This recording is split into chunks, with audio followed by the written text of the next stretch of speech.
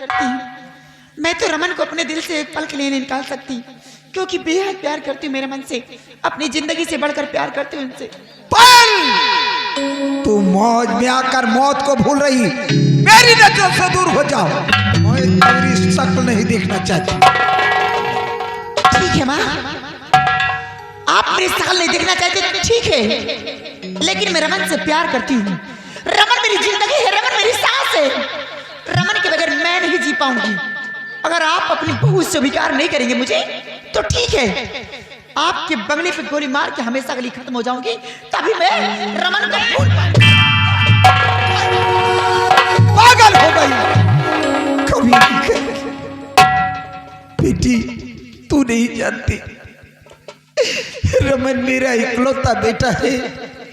रमन के लिए मैंने ना जाने कितनी मन्नतें मांगी, ना जाने कितनी देवियों के दर्शन की थी, तब मैंने एक औलाद पाया। और तुम दोनों मरने की बात कर रही बेटी। अगर तुम दोनों ने यही फैसला किया है तो ठीक है, मैं तुझे अपनी बहू स्वीकार करती हूँ। जाओ तुम दोनों मेरे बंगले में छुप जाओ। रमन के पिताजी आएंगे तो इसके बारे में उनसे स्वयं बात करें।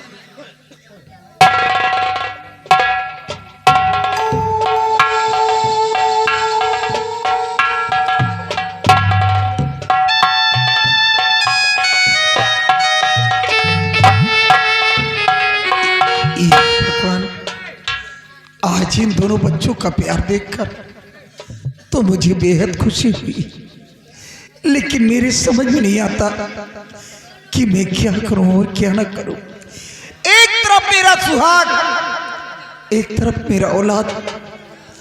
आज तक जब से मैं उनके साथ इस बंगले में आई हूं, आज तक मैंने उनसे कभी कुछ नहीं मांगी। अगर वो आ जाएंगे तो इन दोनों बच्चों की प्यार की भीख में उससे मांगूंगी। देखो इनकार करते हैं या कि करार करते।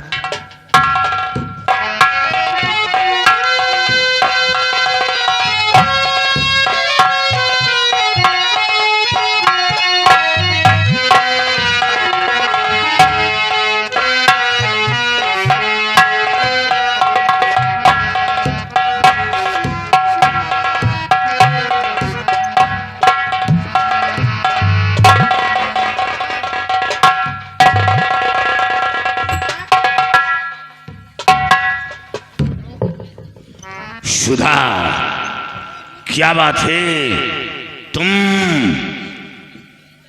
इतना उदास क्यों हो? उदासी का कारण क्या हो सकता है? तुम्हें किसी ने कुछ कहा? जब किसी ने कुछ कहा नहीं तो फिर तुम उदास क्यों हो? आज सितार क्यों, आज सितार क्यों, प्यारी सुधा बेजार हुई।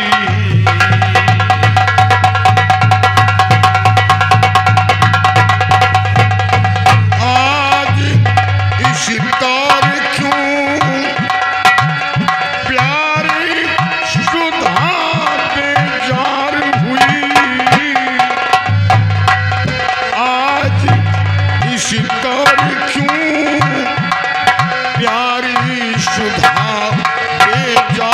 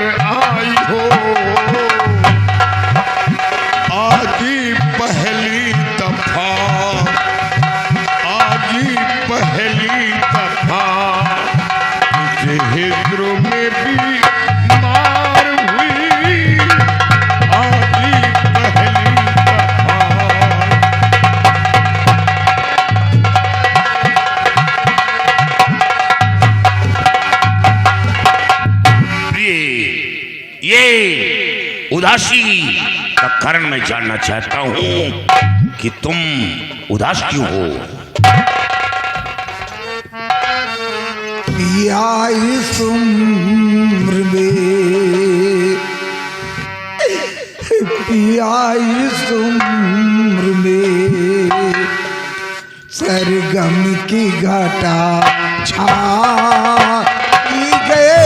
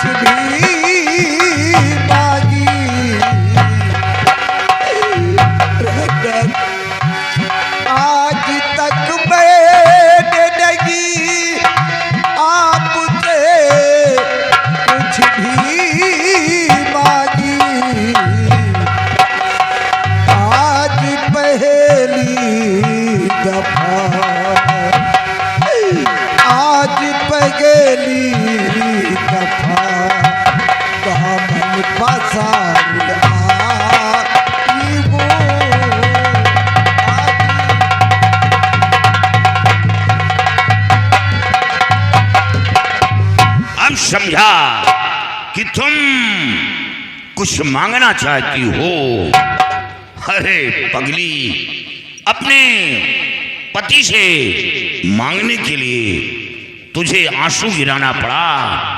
नहीं, तुम मेरी पत्नी हो और पति का आधा अंग पत्नी होती है, जिसे जीवन साथी कहा गया है। अपने पति से मांगने के लिए आंसू नहीं, मुस्कुराहट की जरूरत होती है। तुमने कभी कुछ नहीं मांगा और आज मांगना चाहा तो आंसू गिराकर। मांग लो, खोल दिल मांग लो, दिल के अरमान प्यारी आया कीजिए।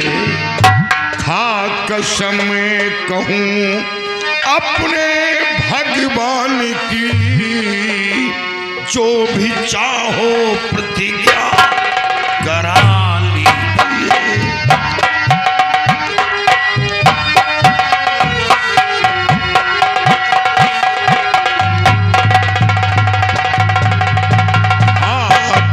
मैं कहूँ अपने भगवान की, जो भी चाहो प्रतिज्ञा करा लीजिए।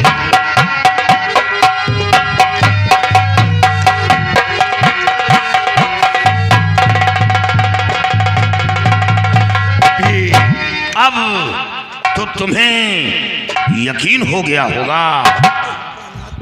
कैसे यकीन करूं? जो मैं मांगना चाहती हूं उसे आप दे नहीं पाएंगे। क्या मैं दे नहीं पाऊंगा? इसका मतलब कि तुम्हें अपने पति पर भरोसा नहीं है। ऐसी बात नहीं, अपने पति पे तो भरोसा है, लेकिन एक अधिकारी पे भरोसा नहीं है। तो फिर तुम्हें यकीन कैसे होगा?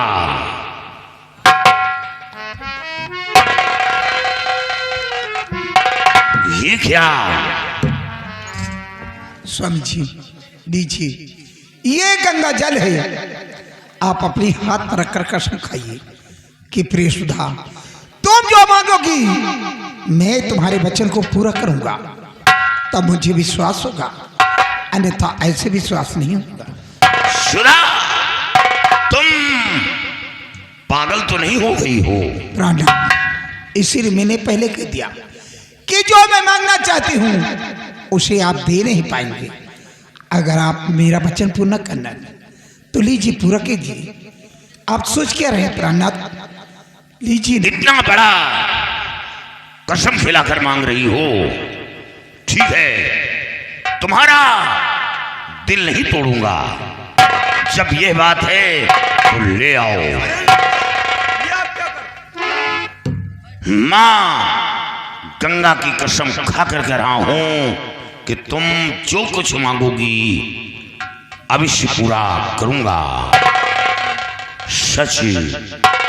अब तो तुम्हें यकीन हो गया होगा। अब मुझे विश्वास हो गया कि वाकई में आप मुझे दिल से चाहते। अभी तक तुम्हें विश्वास नहीं था तो फिर एक बार मुस्कुराओ। शाबाश। हाँ, बोलो बोलो, क्या मांगना चाहती हो? बोलो।